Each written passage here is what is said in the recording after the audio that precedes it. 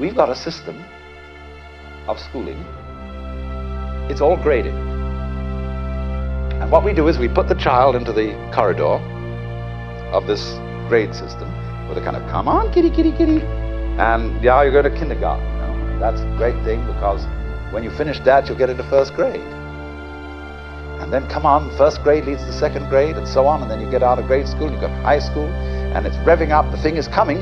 Then you're going to go to college, and by Jove, then you get into graduate school.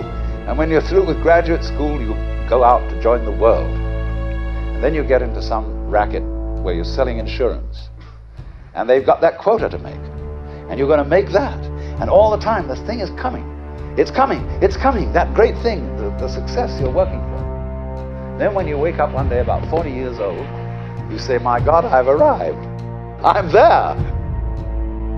And you don't feel very different from what you always felt. And there's a slight letdown because you feel there's a hoax. And there was a hoax. A dreadful hoax. They made you miss everything by expectation. Look at the people who live to retire, put those savings away.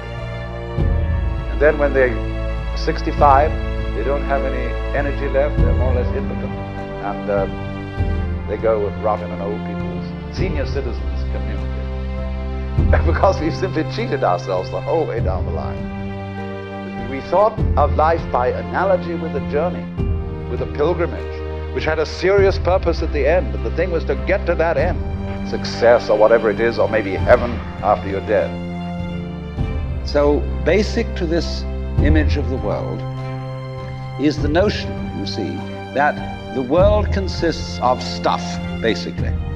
Primordial matter, substance, stuff, as pots are made of clay. And the potter imposes his will on it and makes it become whatever he wants. And so in the book of Genesis, the Lord God creates Adam out of the dust of the earth.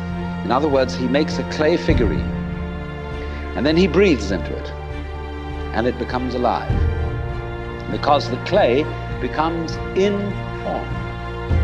By itself it is formless, it has no intelligence, and therefore it requires an external intelligence and an external energy to bring it to life and to put some sense in it. And so in this way, we inherit a conception of ourselves as being artifacts, as being made. You see, when you make something, you put it together, you arrange parts, or you work from the outside to the in, as a sculptor works on a stone, or as the potter works on clay.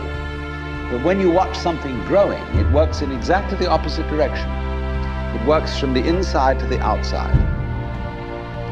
It expands, it burgeons, it blossoms, and it happens all over itself at once. In other words, the original simple form, say, of a living cell in the womb, progressively complicates itself.